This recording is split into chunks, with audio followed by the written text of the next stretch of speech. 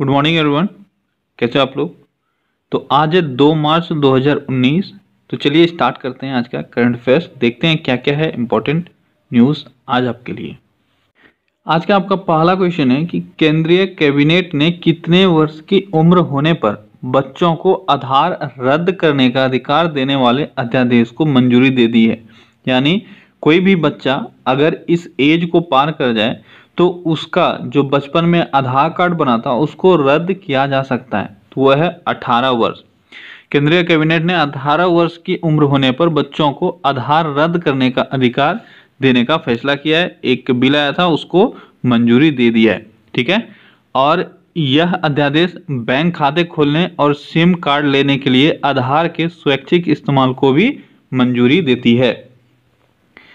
अगला क्वेश्चन है कि केंद्रीय कैबिनेट ने जम्मू कश्मीर सरकार की नौकरियों व शैक्षणिक संस्थानों में सामान्य श्रेणी के आर्थिक रूप से कमजोर वर्ग के लिए कितने प्रतिशत आरक्षण से संबंधित अध्यादेश को मंजूरी प्रदान की है। तो यह है 10%।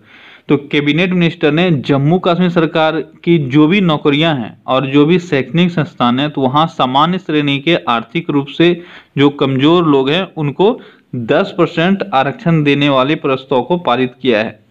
अगला क्वेश्चन है केंद्रीय कैबिनेट ने 28 फरवरी 2019 को उत्तर प्रदेश के आगरा और किस शहर में मेट्रो रेल परियोजना को मंजूरी प्रदान की है। तो ये है कानपुर। केंद्रीय कैबिनेट ने 28 फरवरी 2019 को उत्तर प्रदेश के आगरा और कानपुर में मेट्रो रेल परियोजना को मंजूरी प्रदान की है। आगरा में करीबन 8,000 करोड़ रुपए में 2 लाइन तैयार की जाएंगे, जिसमें से एक 14 किलोमीटर लंबी लाइन ताजमहल के पूर्व गेट से लेकर सिकंदराबाद तक बनाई जाएगी। ठीक है। अगला क्वेश्चन है प्रधानमंत्री नरेंद्र मोदी ने निम्न में से किस दिवस पर साल 2016, 2017 और 2018 के लिए 34 वैज्ञानिकों को विज्ञान एवं प्रौद्योगिकी क्षेत्र का प्रतिष्ठित शांति स्वरूप भटनागर पुरस्कार प्रदान किया है। इंपॉर्टेंट क्वेश्चन है, आप याद रखना। यह है राष्ट्रीय विज्ञान दिवस। आप सब जानते हो कि राष्ट्रीय विज्ञान दिवस हम लोग मनाते हैं 28 फरवरी को। तो 28 फरवरी को प्रधानमंत्री नरेंद्र मोदी ने राष्ट्रीय विज्ञान दिवस के अवसर पर 2016, 17 और 18 के लिए 34 वैज्ञानिकों को विज्ञान एवं प्रौद्योगिकी के क्षेत्र का प्रतिष्ठित शांति स्वरूप भटनागर पुरस्कार प्रदान किया। प्रधानमंत्री ने कहा कि जय जवान, जय किसान, जय विज्ञान और जय अनुसंधान नए भारत का रास्ता बने, इसके लिए ऐसे पुरस्कार अहम है। तो आपसे क्वेश्चन में यह भी पूछा सकता है कि मोदी जी ने क्या जोड़ा। तो जय अनुसंधान। ठीक है, लास्ट में जोड़ दिया जय अनुसंधान। जो नारा पहले बना था जय जवान जय किसान, फिर अटल बिहारी वाजपेयी जी ने जोड़ा जय विज्ञान और मोदी जी ने जोड़ा जय अनुसंधान। अगला क्वेश्चन है केंद्रीय सड़क परिवहन मंत्री नितिन गडकरी ने बिहार के छपरा और मधेपुरा में 6,943.04 करोड़ रुपए मूल्य की कितने राजमार्ग परियोजनाओं का शिलान्यास किया। तो यह है टोटल 16। तो केंद्रीय सड़क परिवहन मंत्री नितिन गडकरी ने बिहार के छपरा और मधेपुरा में लगभग 16 राजमार्ग परियोजनाओं का शिलान्यास किया है। इसके अलावा उन्होंने नमामि गंगे योजना के तहत 2,826 करोड़ रुपए की कई परियोजनाओं का शिलान्यास व उद्घाटन भी किया। अगला क्वेश्चन है निम्नलिखित में से किसे हाल ही में शांति स्वरूप भटनागर पुरस्कार 2016 से सम्मानित किया गया। तो निम्न में से कौन है जिनको शांति स्वरूप भटनागर पुरस्कार मिला। तो यह है डॉक्टर ऋषिकेश नारायण। डॉक्टर ऋषिकेश नारायण जिनको शांति स्वरूप भटनागर पुरस्कार से सम्मानित किया गया। अगला क्वेश्चन है केंद्रीय मानव संसाधन विकास मंत्री द्वारा राष्ट्रीय विज्ञान दिवस पर लॉन्च की गई योजना का क्या नाम है। इंपॉर्टेंट क्वेश्चन है कि केंद्रीय मानव संसाधन विकास मंत्री के द्वारा एक योजना लॉन्च किया गया है, वो योजना का नाम क्या है। तो उस योजना का नाम है स्टार। क्या है नाम। Star, STARS, stars. ठीक है, 28 फरवरी को इसको लॉन्च किया गया। स्टार्स का फुल फॉर्म क्या है, आपसे ये भी पूछा सकता है। तो स्टार्स का फुल फॉर्म है scheme for translation and advanced research in science. क्या है stars. Scheme for translation and advanced research in science. ये है स्टार्स का फुल फॉर्म जो स्टार्ट किया गया था 28 फरवरी 2019 को। अगला क्वेश्चन है कि भारत की विदेश मंत्री सुषमा स्वराज ने हाल ही में अबू धाबी में किस वैश्विक सम्मेलन को बतौर सम्मानित अतिथि संबोधित किया? तो वो कौन सा सम्मेलन था? वो था IOC, जो इस्लामिक देशों का एक संगठन है, उसमें सुषमा स्वराज ने भाग लिया और आतंकवाद के खिलाफ स्वर मजबूत करते हुए कहा कि IOC समेत विश्व समुदाय को आतंकवादियों के ठिकानों को खत्म करने और उन्हें संरक्षण तथा धन देने पर रोक लगाने के लिए आगे आना चाहिए। अगला क्वेश्चन है कि सरकार द्वारा देश में इलेक्ट्रिक वाहनों के विनिर्माण और उनके तेजी से इस्तेमाल को बढ़ावा देने के लिए किस योजना के दूसरे चरण को मंजूरी दे दी गई है? तो कौन सा वो योजना है? वो योजना है फेम इंडिया। Fame India. तो फेम इंडिया को इलेक्ट्रिक वाहनों के विनिर्माण और उनके तेजी से उनके यूज को बढ़ावा देने के लिए योजना का दूसरा संस्करण लॉन्च किया गया है। अगला क्वेश्चन है कि एकीकृत बायो एथेनॉल परियोजनाओं को बढ़ावा देने के लिए मंत्रिमंडल ने हाल ही में किस योजना को मंजूरी प्रदान की है? एकीकृत बायो एथेनॉल परियोजना को बढ़ावा देने के लिए मंत्रिमंडल ने हाल ही में एक योजना को मंजूरी दी है। उसका क्या नाम है? उसका नाम है G1 योजना। क्या नाम है उसका? G1 योजना। जैव ईंधन वातावरण अनुकूल फसल अवशेष निवारण। ये G1 का फुल फॉर्म क्या है? जैव ईंधन वातावरण अनुकूल फसल अवशेष निवारण। इस योजना को लॉन्च किया गया है किस पर्पस के लिए? तो एकीकृत बायो एथेनॉल परियोजना को बढ़ावा देने के लिए। अगला क्वेश्चन है कि जीएसटी परिषद ने निर्माणाधीन परियोजनाओं में मकानों पर जीएसटी की दर 12% से घटाकर कितना करने की घोषणा की है? तो जीएसटी परिषद ने निर्माणाधीन परियोजनाओं में मकानों पर जीएसटी की दर 12% से घटाकर 5% कर दी है। ठीक है, इसमें इनपुट कर का लाभ खत्म करने का फैसला भी लिया गया है।